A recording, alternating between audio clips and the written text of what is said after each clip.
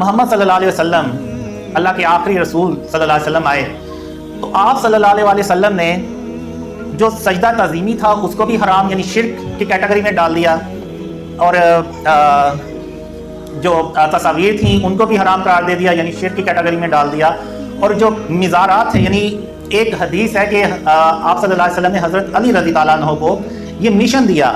कि जितनी भी कब्रें हैं उन सबको बराबर कर दें और जितनी भी तस्वीर और बुत हैं उन सबको तोड़ दें और ख़त्म कर दें। तो आप सल्लल्लाहु अलैहि वसल्लम ने ये तीनों चीज़ें ख़त्म कर दी, क्योंकि आप सल्लल्लाहु अलैहि वसल्लम को पता था कि बाद में जो है ना ये उम्मत मकबरे बना के मिज़ार बना के तो वो वहाँ पे मन्नतें मांगेंगे। सजदे भी हमने करते हुए देखा।